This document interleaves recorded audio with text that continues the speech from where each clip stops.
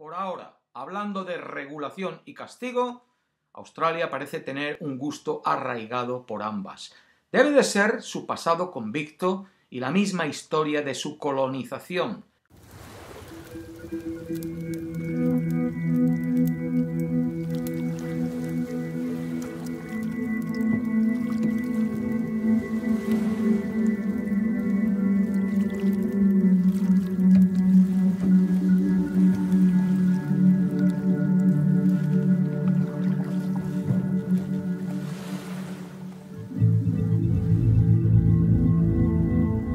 Cuando a los británicos, en su época victoriana, ya no le cabían más gente en sus cárceles, decidieron implementar un sistema de terror para atemorizar a la población y que ésta se comportase cívicamente.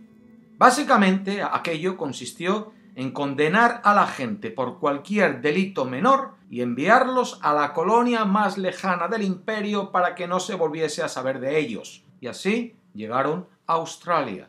Lo que ocurrió es que cuando aquellos primeros convictos acabaron sus condenas, muchos de ellos decidieron no volver. Se hacían con su pedazo de tierra, la trabajaban y escribían de vuelta a casa diciendo que les iba muy bien por aquí. La corona insistió en implementar su sistema del terror, construyendo penal tras penal y endureciendo las condiciones de castigo en ellos. Pero era una batalla perdida. Los reclusos encontraban la oportunidad de una nueva vida en Australia y decidían quedarse. Todo aquel tira y afloja de las autoridades británicas con sus ciudadanos que fue dando pie al surgimiento de los penales y lo que luego serían las primeras ciudades australianas, acabó cuando se descubrió oro. Ahí sí que se vino abajo el teatrito del terror y ya todo el mundo quiso venir a Australia.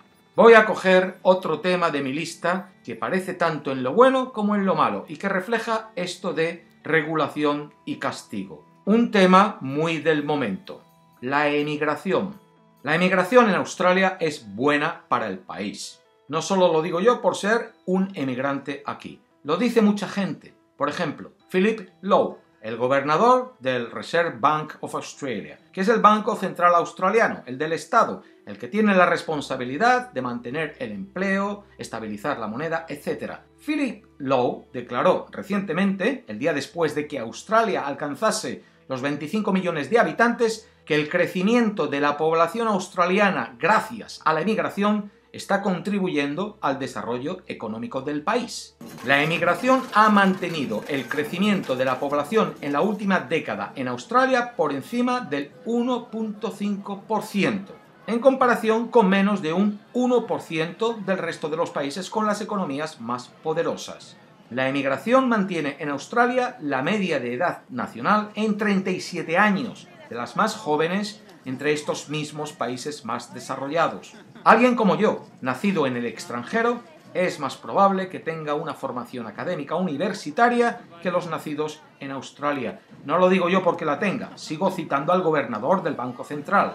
En Australia estudian más de 500.000 de extranjeros, el tercer país del mundo en número de estudiantes internacionales. 1 de cada 6 decide quedarse. El año que yo llegué a Australia, hace ahora 23 años, alrededor de unas 90.000 personas conseguimos la residencia permanente. El año pasado la consiguieron 208.000. A estas alturas, un 26% de los australianos hemos nacido en el extranjero, 1 de cada 4. Otro 20% tiene un padre o madre que nació en el extranjero. Sigue añadiendo generaciones ascendentes de migrantes y te encuentras en un país donde se juntan los credos cristiano, musulmán, budista, hinduista, judío, sikh, y donde en los hogares se hablan más de 300 idiomas diferentes. En 1 de cada 40 hogares, el chino.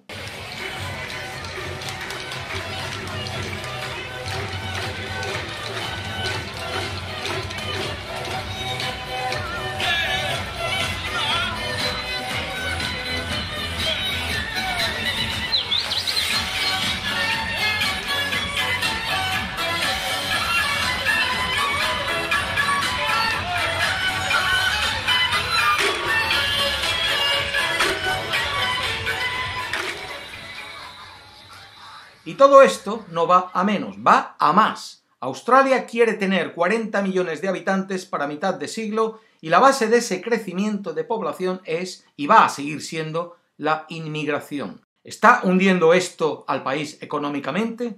Al contrario, este es el único país del mundo que no ha sufrido una recesión económica en los últimos 30 años. ¿Lo está haciendo más inseguro? No. Los muertos por incidentes terroristas en lo que llevamos de siglo ascienden a 9, de los cuales 4 fueron los propios perpetradores, y la policía no tiene del todo claro que en algunos de los casos se tratase de terrorismo. ¿Está descendiendo la calidad de vida del país debido a la inmigración? Ahí está el índice de desarrollo humano de las Naciones Unidas que mencioné al principio, o cualquiera puede buscar listas de las mejores ciudades del mundo donde vivir y va a encontrar las australianas entre ellas. En Australia, como en todas partes, hay racistas, representados por el político de turno que hace carrera a base de repetir el mismo discurso de odio una y otra vez. En nuestro caso, primero contra los aborígenes, luego contra los asiáticos y ahora contra los musulmanes. Pero la mayoría de australianos sabemos que los indeseables son ellos y estamos bien blindados contra ese odio. El concepto de multiculturalismo está recogido en la Constitución australiana y protegido por las leyes. Un 86% de los australianos creemos que el multiculturalismo es bueno para el país. La emigración funciona. Lo hace porque la política de emigración está unida a la política de población, porque va de la mano con la actividad económica y las necesidades sociales del momento, y porque tiene regulaciones flexibles que responden a eso. El ingreso anual de migración lo establece el gobierno como parte del presupuesto anual que presenta al Parlamento. Se facilita la entrada de los trabajadores en las profesiones más necesitadas y a los que quieran ir a los lugares donde más se necesitan. Los mismos estados pueden actuar como patrocinadores o empleadores. Inmigrante que llega a Australia y no sea un turista, sea un emigrante, o está estudiando o está trabajando, o viene con muchísimo dinero, pero por ahí ya abro otro tema que lo dejo para más adelante.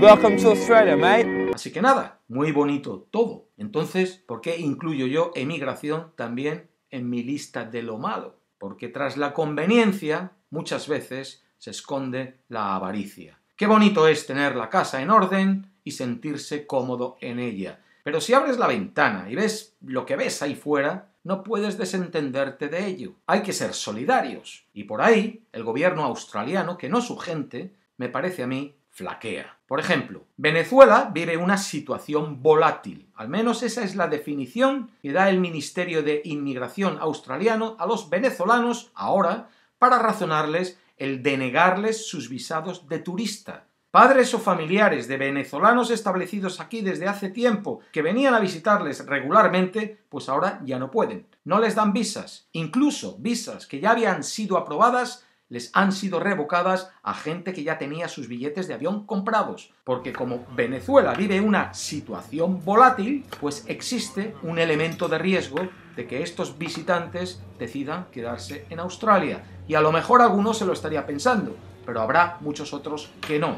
Resultado, los venezolanos no pueden visitar Australia. Como ya tienen a Maduro, el gobierno australiano no les necesita por aquí. Pagan justos por pecadores. Este gráfico muestra cómo se ha incrementado la emigración durante los últimos 20 años. La línea verde oscura ahí abajo que no crece es la de las visas humanitarias. Australia hace lo justito para cumplir con su compromiso con el Alto Comisionado de las Naciones Unidas para los Refugiados y no quiere saber más del tema. Tal como está el mundo, y con la riqueza de un país como este, a mí me parece que Australia debería de esforzarse bastante más y mostrar una cara más solidaria. Por el contrario, la que muestra nos avergüenza a muchos. ¿Me explico? Una frase que han dicho varios líderes de este país es: But we will decide who comes to this country and the circumstances in which they come. Si la repiten es porque es popular, les funcionará, lo entiendo. Además es muy fácil cumplir esa promesa. No hay más que ver la situación geográfica de Australia. Estamos en el culo del mundo, con perdón, El país es una isla. Aquí no llegas subido a un tren o escondido en un camión. Para llegar aquí alguien tiene que coger un avión en algún aeropuerto lejano. Como no tengas una visa en regla, no vas ni a conseguir entrar en ese avión. O si lo logras, pero algo no convence a las autoridades al aterrizar en Australia, sales de regreso más rápido de lo que llegaste. Así que a los ilegales no les queda más que aventurarse en barco. Y aquí es donde las autoridades han decidido dar un escarmiento a quienes lo intentan para quitarles las ganas a otros. The message is simple. If you come to Australia illegally by boat, there is no way you will ever make Australia home. La iniciativa ha tenido tanto éxito que la Unión Europea comenzó a copiarla el año pasado. Atrapar los barcos en alta mar y enviarlos de vuelta. Australia tiene sus aguas territoriales bien vigiladas.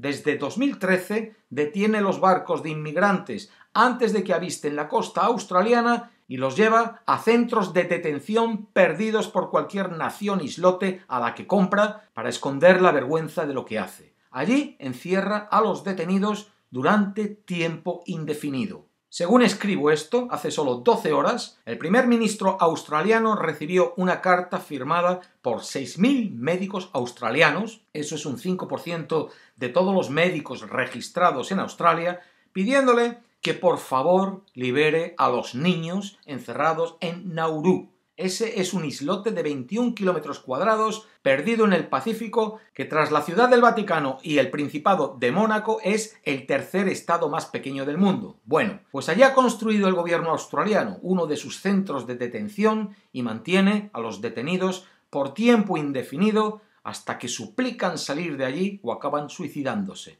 Adultos y niños. Peticiones al gobierno para que tome responsabilidad por los refugiados como esta de los doctores hace unas horas, son asiduas. También lo son los gestos del gobierno, como el de la semana pasada, expulsar al equipo de Médicos Sin Fronteras que estaban proveyendo servicios de salud mental. Les dijeron que ya no eran necesarios. Supongo que algún doctor habló demasiado. Guardianes, médicos, educadores, cualquier empleado que pase por el centro tiene prohibido hablar de lo que ve allí. Pero los suicidios y las tragedias acaban conociéndose. No hay más que ver las nacionalidades de quienes llegan por barco para suponer que la mayoría son refugiados genuinos. 9 de cada 10 lo son cuando finalmente sus casos acaban siendo procesados.